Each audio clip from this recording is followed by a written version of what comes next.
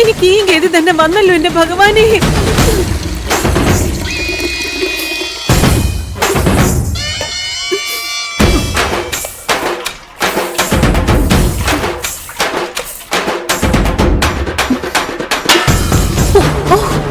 ഇപ്പൊ വീണേനെ.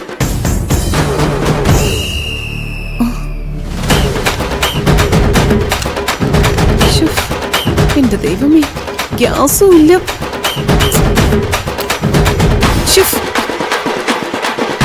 ഇത് കത്തൊന്നുമില്ല.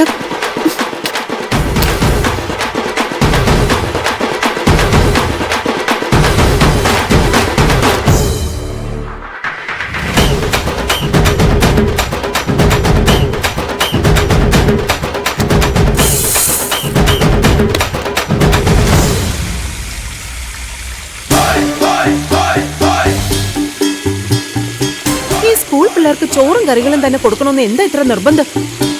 വല്ല ബ്രെഡോ ബന്നോ വല്ലോ കൊടുത്താ പോരായിരുന്നു. ഓരോരോ നിയമങ്ങൾ ഉണ്ടാക്കി വെച്ചേക്കുന്നു. മനുഷ്യന്റെ തല തെറിക്കാം.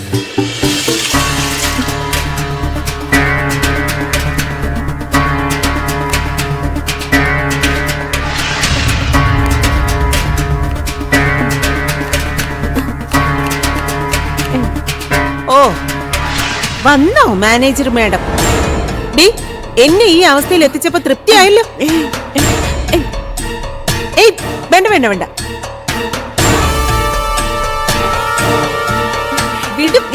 വേണ്ടെന്ന് പറഞ്ഞില്ലേ മാഡം? ഡിഒ വിളിക്കുന്നു. ആ, എന്നാ നീ തരിക. അപ്പോഴേക്കും ഞാൻ അവരെ പോയി കണ്ടിട്ട് വരാം. അയ്യോ, മേഡത്തിനെ അല്ല, ദേവൂട്ടി മേഡത്തിനെ. മേഡം ആണല്ലോ ഇപ്പോഴത്തെ മാനേജർ.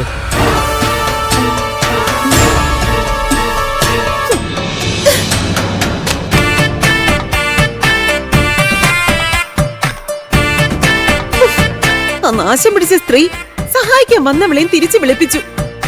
എന്തൊരു ഗതികേടാ ഭഗവാനെ. കത്തൊന്നുമില്ലല്ലോ, നാശം.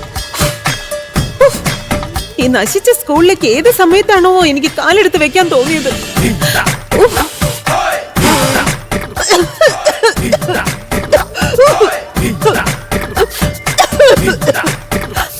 എന്റെ ദേവി. ഓ മാഡം, ദേവൂട്ടി മാഡത്തിനെ അന്വേഷിച്ചിരുന്നു. എടോ, ഈ ഫയൽ എന്റെ കാറിൽ കൊണ്ടുവന്ന് വെച്ചേക്ക്. ആ ശരി മാഡം. ഞാൻ ദേവൂട്ടി തന്ന ആ ഫയലൊക്കെ ഒന്ന് നോക്കുമായിരുന്നു. Overall it's a good work. ചുരുങ്ങിയ സമയത്തിനുള്ളിൽ കാര്യങ്ങൾ വ്യക്തമായിട്ട് പഠിച്ച് അതിനുള്ള പരിഹാരങ്ങളാണ് ദേവൂട്ടി ആ പ്രോജക്റ്റിൽ നിർദ്ദേശിച്ചിരിക്കുന്നത്. എന്റെ ആദ്യത്തെ അസസ്മെന്റിൽ എനിക്ക് തോന്നിയ കാര്യം അത്. വെൽ, ആ പ്രോജക്റ്റിൽ പറഞ്ഞിരിക്കുന്ന കാര്യങ്ങള് കൃത്യമായി നടപ്പിലാക്കുകയാണെങ്കിൽ ഈ സ്കൂളിന്റെ ഇപ്പോഴത്തെ ശോചനീയ അവസ്ഥയ്ക്ക് ഒരു പരിധിവരെ പരിഹാരം കാണാൻ പറ്റും. അതുകൊണ്ട് എല്ലാ കാര്യങ്ങളിലുമുള്ള കുട്ടികളുടെ പാർട്ടിസിപ്പേഷനിലും നല്ല പുരോഗതി ഉണ്ടാവും. പിന്നെ ആ റിപ്പോർട്ടിൽ പറഞ്ഞിരിക്കുന്ന ടെമ്പററി പോസ്റ്റിന്റെ കാര്യം, കുട്ടികളെ പഠിപ്പിക്കാൻ മതിയായ ഫാക്കൽറ്റി ഇല്ല എന്നുള്ളത് ഒരു കുറവ് തന്നെയാ. അതെനിക്ക് നേരിട്ട് ബോധ്യപ്പെടുകയും ചെയ്തതാ. സോ ടെമ്പററി അലോട്ട്മെന്റ് നടത്താൻ എന്റെ ഭാഗത്തുനിന്നുള്ള എല്ലാ സപ്പോർട്ടും ഉണ്ടാവും.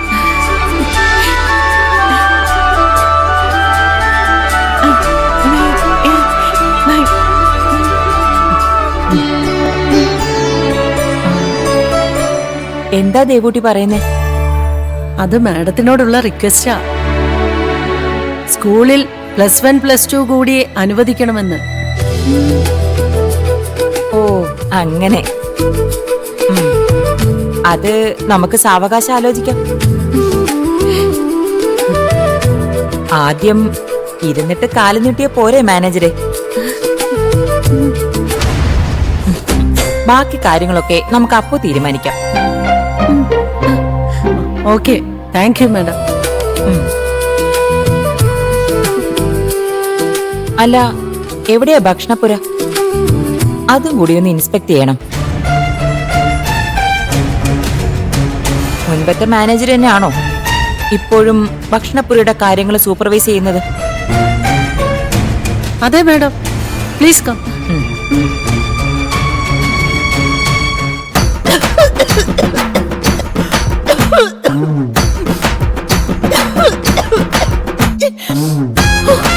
എന്റെ ദൈവമേ, ശത്രുക്കൾക്ക് പോലും ഇങ്ങനെ ഒരു ഗതികേട് കൊടുക്കല്ലേ. ഹലോ, നിങ്ങൾ എന്തായി കാണിക്കുന്നേ? കുട്ടികൾക്ക് കൊടുക്കാനുള്ള ഭക്ഷണത്തിന് മുന്നിൽ നിന്നാണോ ഇങ്ങനെ ചുമക്കുന്നത്? ഇത് ഹൈജീനിക് അല്ലാന്ന് അറിയില്ലേ? സോറി മാഡം, ഇവിടുത്തെ വെപ്പുകാരി ഇന്ന് വന്നില്ല. അതുകൊണ്ട് കുട്ടികൾക്ക് ഞാൻ തന്നെ ഇന്ന് ഭക്ഷണം ഉണ്ടാക്കാന്ന് വെച്ചതാ. എനിക്കിതൊക്കെ ഗ്യാസിൽ ചെയ്ത ശീലം. ഗ്യാസ് ക്ഷാമം ആയതുകൊണ്ടാ വിറകടുപ്പിലാക്കിയത്. അതൊന്നും ഒരു എക്സ്ക്യൂസ് അല്ല. കുട്ടികൾക്ക് വേണ്ടി തയ്യാറാക്കുന്ന ഭക്ഷണം വൃത്തിഹീനമായ സാഹചര്യത്തിൽ ഉണ്ടാക്കാൻ പാടില്ല.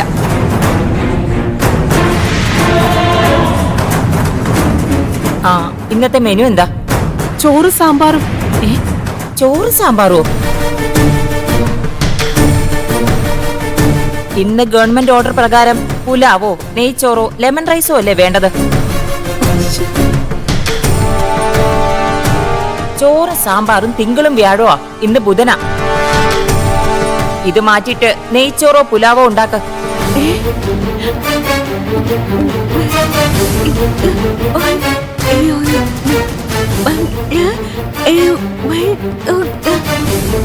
മാഡം, അരിവെപ്പുകാരില്ലാത്തതുകൊണ്ടാണ് ഇന്ന് ചോറ് വെച്ചത്.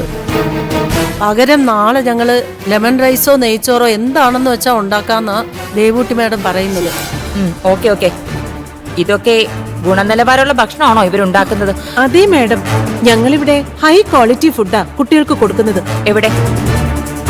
അല്പം കറി ഒന്ന് ടേസ്റ്റ് ചെയ്ത് നോക്കട്ടെ.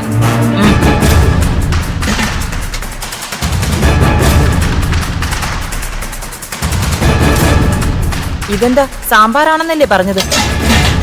അതെ മാഡം, എന്താ കണ്ടിട്ട് തോന്നുന്നില്ലേ? ഞങ്ങളുടെ നാട്ടിലെ ഇങ്ങനെയുള്ള കറിക്കല്ല സാമ്പാർ എന്ന് പറയുന്നത്. ഇതിനകത്ത് പൊടിവകകളൊന്നും കൃത്യമായിട്ട് ചേർത്തിട്ടില്ലല്ലോ. ഉണ്ട് മാഡം, എല്ലാം കൃത്യ. അതെ, പറയുന്നോണ്ടൊന്നും തോന്നരുത്. സാമ്പാറിന്റെ ഒരു രുചിയും ഗുണവും ഇല്ലാത്ത ഏതോ ഒരു കറിയാ നിങ്ങൾ ഉണ്ടാക്കി വെച്ചിരിക്കുന്നത്. ഇതൊക്കെ കുട്ടികൾക്ക് കൊടുത്താലേ അവർക്ക് വല്ല അജീർണമോ അതിസാരമോ വരുമെന്ന് ഞാൻ സംശയിക്കുന്നു. ആ, ദേവൂട്ടി റിക്വസ്റ്റ് ചെയ്തതുകൊണ്ട് ഇന്നൊരു ദിവസം ഇങ്ങനെ പോട്ടെ. പക്ഷേ നാളെ മുതൽ വളരെ ഹൈജീനിക് ആയിട്ടും ക്വാളിറ്റി ഉള്ള ഭക്ഷണം വേണം കുട്ടികൾക്ക് കൊടുക്കാനായിട്ട്. ഷുവർ മാഡം, ഇനി എല്ലാത്തിനും ദേവൂട്ടി മാഡത്തിന്റെ സൂപ്പർവിഷൻ ഉണ്ടാവും. ശരി, ഓക്കെ ഓക്കെ. ദേവൂട്ടി ഒന്ന് വന്നേ.